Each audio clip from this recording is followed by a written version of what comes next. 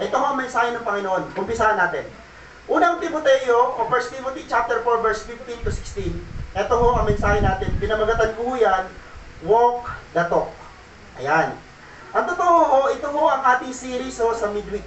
Kung kayo ho ay nakaka-attend ng midweek, ito ho ang focus natin ngayon sa simbahan natin. Itong buwan na ito, wala tayong ibang gagawin kundi pag-aralan yung mga bagay na sinasabi mo sa ibang tao na dapat makita sa iyo. Ano ibig sabihin ng walk the talk? Ito sa dictionary. Walk the talk means doing what you say you will do. Ginagawa mo yung bagay na sinasabi mong gagawin mo. Meron nung bang ganun dito? Pag sinabi niya, ginagawa niya. Grabe yun. Hanga ako sa ganun mga tao. Pag sinabi niya, ginagawa niya. Kaya huwag sana yung negatibo. Pastor, pag sinabi kong hindi na talaga atin yan, hindi na talaga. Pag ginawa niya yun, sa isang banda, sa negative side, hahanga mo kasi may isang salita. Pero yung itong bagay na ito, dapat gamitin natin siya sa positibong mga bagay.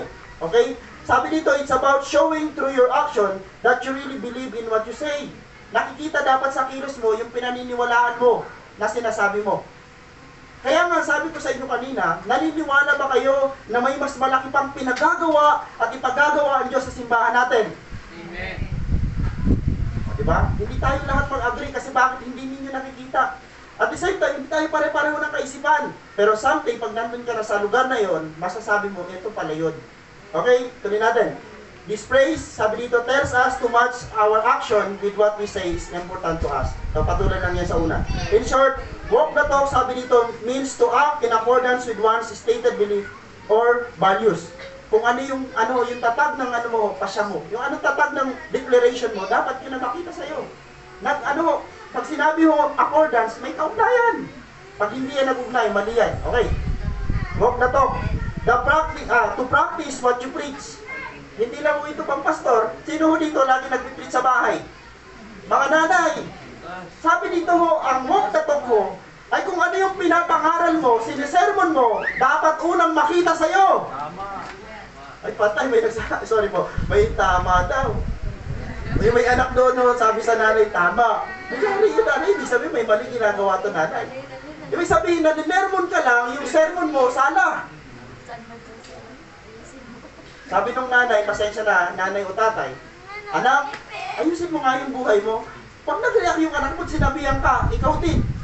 Masakit yun. Tama? Tama. Hindi naman kasagot yung mga nanay. Alam niyo ho, napakadaling mangaral. Kung ikaw, sabi ko nga, may dadaran tayo sa midweek, napakadaling magtanggal ng muta ng iba kung wala ka. Alam niyo bang inaalaw tayo magtanggal ng muta ng iba, magpuna ng kasamaan o mali ng iba, basta huwag sa'yo makita. Mamaya namumuna ka, tas hindi ka naman, ikaw din pala. Lugi ka. So sabi dito, to practice what you preach. Ako ho, pwede akong mag-preach ng tithes kasi nagtatides ako. Pwede ba yon? Pwede ako mag-preach ng hindi nangangalunya kasi hindi ako nangangalunya, isa lang ang asawa ko. Pwede ako mag-preach ng gano'n. Ano hindi ko pwede preach yung hindi ko ginagawa? Tama ba yon? Yun ho dapat, sabi dito, okay sa bahay, mamaya pag uwi mo, mag-preach ka na naman. Mga nanay, huwag ka na mag-preach ng bagay na hindi mo ginagawa. Baka bumalik sa'yo. Okay? Mga tatay, huwag niyo sasabihan lang yung asawa niyo na gawin ito kung hindi niyo naman ginagawa. Pwede ba yun? Sabi dito, it suggests that your action and behavior should align, ito nakalinya, with your words, promises, or principles. Dapat nakalinya yung sinasabi mo sa sa pangako mo, sa prinsipyo meron ka, at sa mga salitang sinasabi mo, nakalinya yung ginagawa mo. Okay, tuloy na natin, no? Ito ho ang pinagkunan natin yan. Nandito na yung 3 points. 3 points ho ang pag-aaralan natin. At matatapos ako bago ho mag 11:30. Ayan. Unang 1 Timothy chapter 4, 15 to 16. Practice these things, immerse yourself in them, so that all may see your progress. Keep a close watch on yourself and on the teaching. Persist in this, for by so doing you will save both yourself and your hearers. Okay, so hihimay-himay natin yan para makuha natin yung 3 puntos. Okay, tanong. As a Christian, why should we walk our talk? Sige nga po, magnilay-nilay ka dyan sa upuan mo. Bilang Kristiyano, bakit kailangan mong gawin yung sinasabi mo? Naisip nyo na ba? Alisin natin yung word na Christian. O bilang isang tao, bakit kailangan yung sinasabi mo, kailangan mong gawin? Tatlong reason kung bakit po. Number one reason, walk the talk so that all may see your progress. Alam niyo ba nakakalago yung pagkilos ayon sa ginagawa mo? Okay, ito, binasa natin kanina. Sa Tagalog mo yan, isagawa mo ang mga ito at pag-uulan mo ng panahon upang makita ng lahat ang iyong paglago. So yung number one points natin ang dinidil dyan, sabi dito ni Pablo, huwag mong hayaang hamakin kanino man dahil sa iyong kabataan, sa halip, sikapin mo maging halimbawa. Kaya pala, kailangan, kung ano yung sinabi mo, yun ang gagawin mo dahil ikaw ay magiging example. Amen. Mga magulang, kung ano ang gusto mong makita sa anak mo, yun ang gawin mong example sa anak mo. Okay, sa mga pananampalataya, number one yan mga kapatid, dapat makita sa mga nagtuturo yung faith. Napakahirap kung mismo yung pastor o walang pananampalataya, pero sabi siya ng sabi ng pananampalataya. Okay, pangalawa, sa iyong pagsasalita, anong lumalabas sa bibig natin? Pasensya na ho kung may nagmumura dito, pasensya. Tapos sasabihan mo ang anak mo, wag ka magmumura. Sala, tama ba? Sala ba yun? Sala. Kasi naririnig ng anak niya. Okay? Sabi dito, sa iyong pagsasalita, pag-uugali, pag-ibig, pananampalataya, at malinis na pamumuhay. Pag lahat ng bagay na ito nagagawa mo, yes, pwede ka na maging example. Kaya sabi ni Pablo, sa atin, sa panahon natin ngayon, kailangan gawin natin yung sinasabi natin. Then, ang last, sabi dito, habang wala pa ako riyan, iukol mo ang iyong panahon sa pagbabasa ng kasulatan, sa harap ng mga tao, sa pangangaral, at pagtuturo. Huwag mong hahayaan na makita ng anak mo, kung may anak ka na, mga magulang, na hindi ka nagbubuklat ng Biblia. Alam mo bang someday, magugulat ka sa anak mo, nagbabasa na rin ng Bible.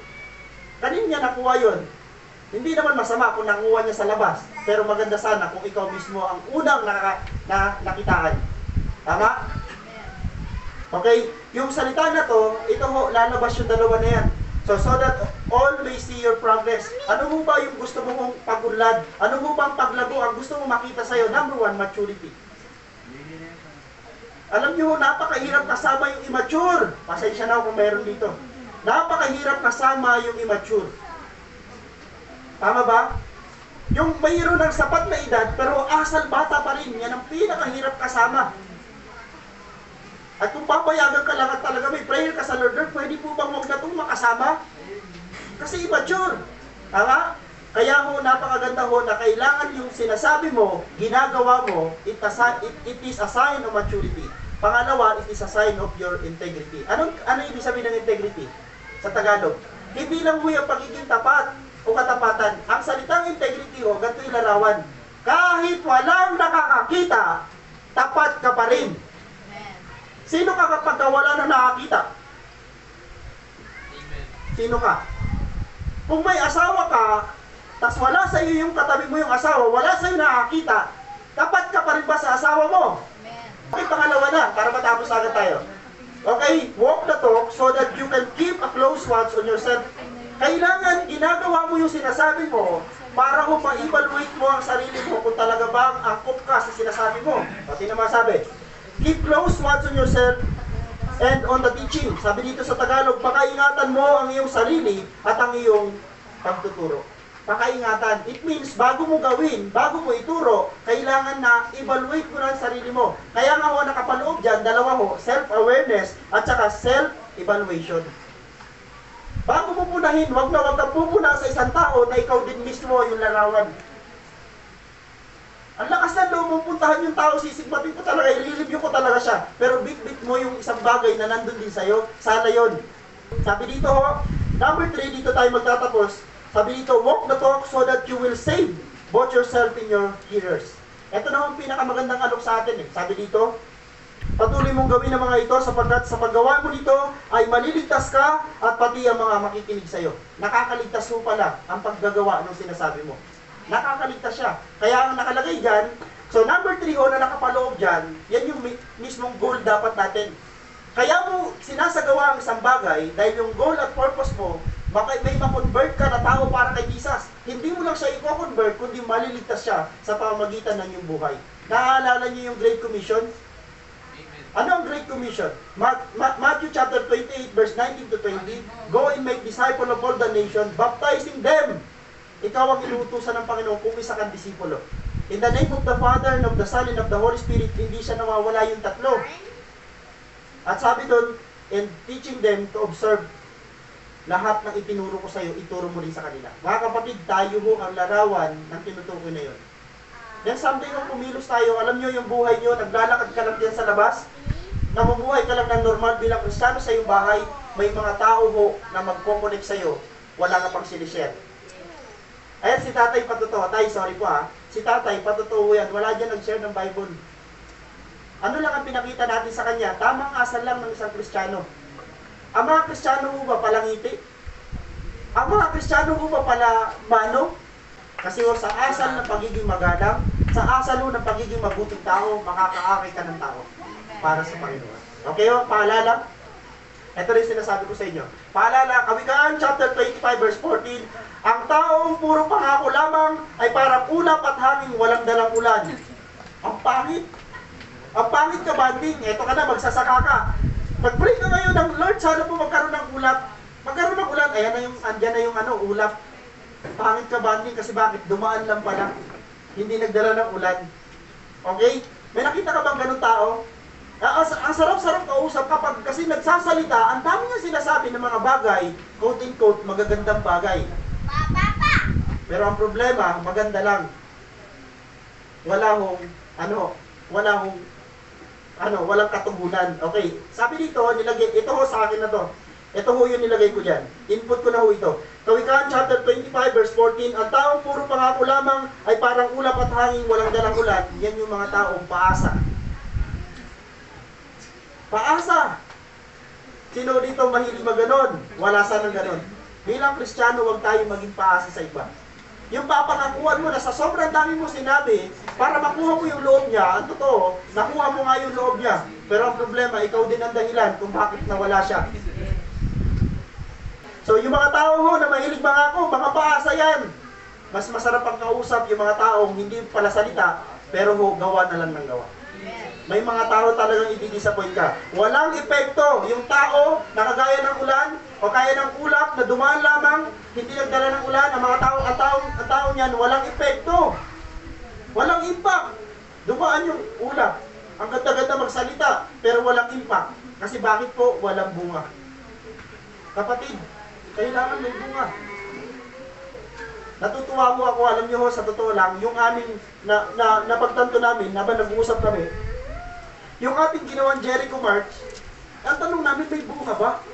Parang wala kasi tama. Ang demonyo sasabihin sa'yo, nag-Jericho March pa kayo ng 7 beses araw dyan, nagparid pa kayo, wala namang bunga. Sinabi ko sa demonyo, habang nakikipag-battle ako sa ganong kaisipan, hoy, yung Magsayo family, bunga yan. Amen! Palapakan natin si Lord. Sabi, natameme yung demonyo. Ano wala bunga? Isang ang pamilya. Tameme yung demonyo. Kasi kung magpapatalo ka sa demonyo, sasabihin siya, wala namang bunga. Pag di mo nilaliman yung isip mo, wala talaga. Pero praise the Lord, ang bilis ng response ng Panginoon. Yung Magsayo, hindi ba bunga yun? Di ba Jericho March, ang bunga yan ng Jericho March? Ano pa? Marami pa. Kailangan lang natin maging appreciative tayo sa maliliit na bagay. Kasi kung sasabihin mo, Pastor, gusto ko talaga malaking bunga, hayaan mo muna yung maliit.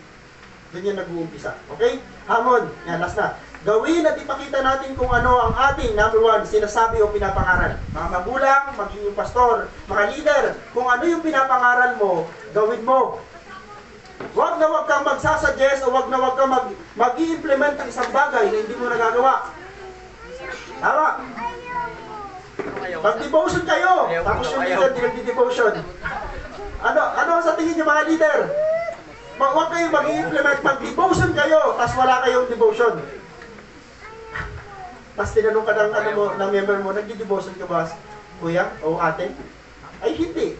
Bakit mo kami pinag-devotion? Ganyan dati ang training namin eh. Pinasa sa iba, nagalit sa pastor, hindi ho, gawin nyo. Mga magulang, anak, magtapat ka sa Diyos. Ikaw muna. The best yun. Okay? pinaniniwalaan. Okay, sa gabi natin ipakita natin kung ano ang ating pinaniniwalaan at pinananampalatayaan, pinaplano, pinapangarap, pinangako o sinumpaan. Kapatid, gawin mo. Gawin mo. Sabi ko, Lord, alam niyo po, Panginoon, ang sinumpaan ko sa iyo, pangako ko sa iyo, dito na ako mamamatay sa paglilingkod ko. Alam niyo ba, ang dami ko struggle? Dahil yung sinumpaan mo pangako sa Diyos, i-challenge siya ng kaaway, iaalaw ng Diyos na i-challenge yung sinabi mo sa Diyos na dito ka na talaga sa gawain na ito mamamatay. Kasi palalamlamin yung pag-ibig mo sa Kanya. Hanggang sa manlamig, hanggang sa lumayo ka, hanggang sa hindi ka na makabalik. Kapatid, hanggat meron kang pangako sa Diyos, number one pag sa Diyos, huwag na huwag kang sisira sa iyong pangako. Pinaka-pangit at ito yung, sorry sa word ito yung pinaka-malala. Sa lahat ng verse, ito mo dapat maiwasan natin. Matthew chapter 7 verse 21, ito na yung last.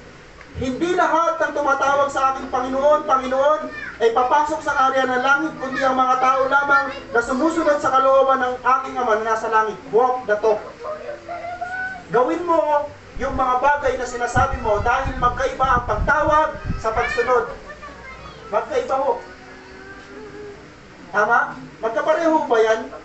Yung pagtawag at pagsunod, magkaiba. Malayo yan. Pero kung gusto mong pagsamahin yan, mas the best. Tumawag ka sa Diyos at once na tumugon sa sayo, kapatid, sumunod ka sa Diyos. Amen no? Yan ho ang mensahe natin ngayong araw na to. Mga kapatid, palakpakan naman natin ang Diyos. Walk.